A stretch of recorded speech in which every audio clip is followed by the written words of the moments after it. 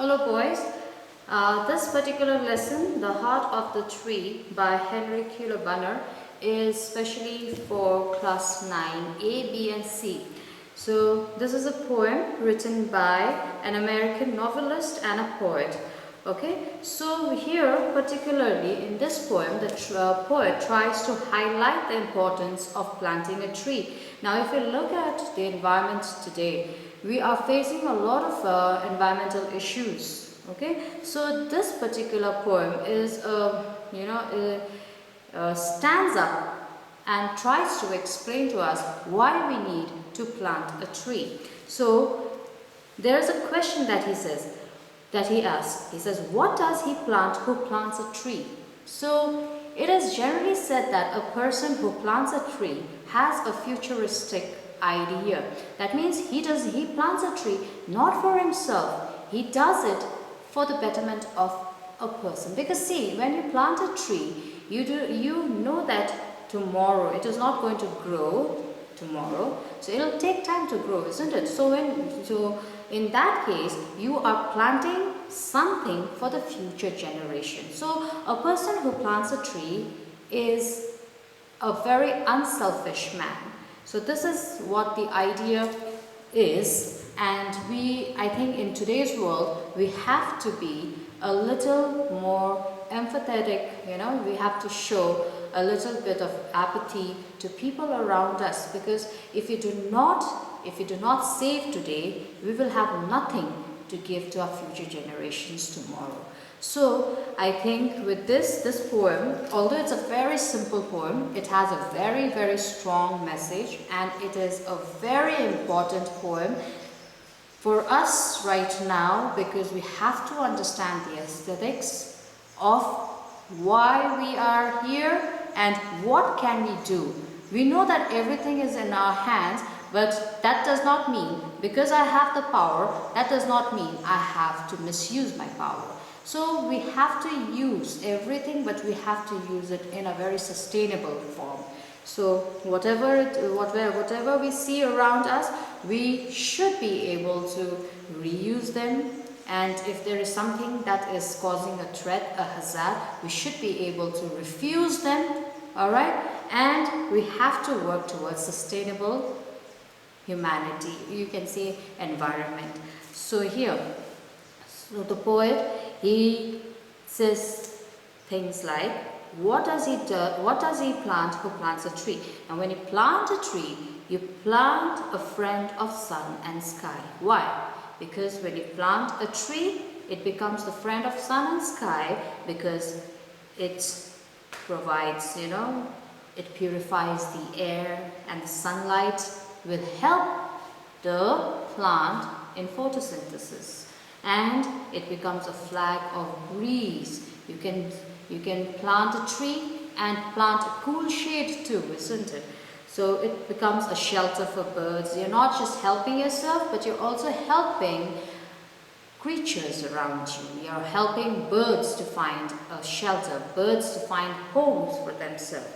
And the other thing, what does it do is that it provides cool shade. And with cool shade comes the tender rain, isn't it? So when there is tender rain, there is a lot of seeds and buds growing around. And when you see new seeds and buds growing around, there's an entire forest growing. So it is said that a country's economy depends on the percentage of forest that is there in the area.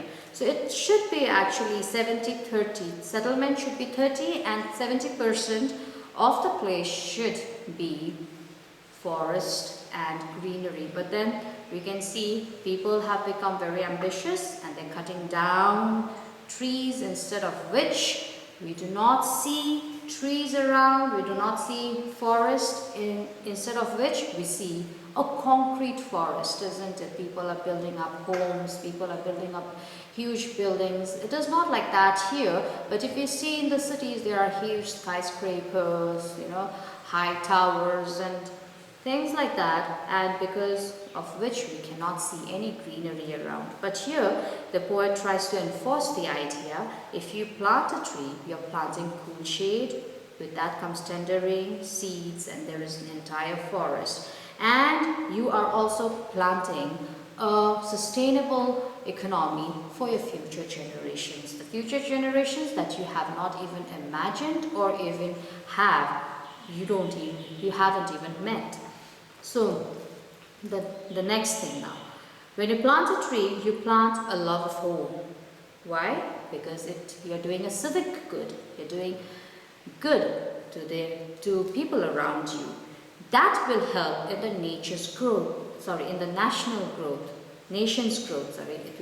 It is going to help in the growth of a nation.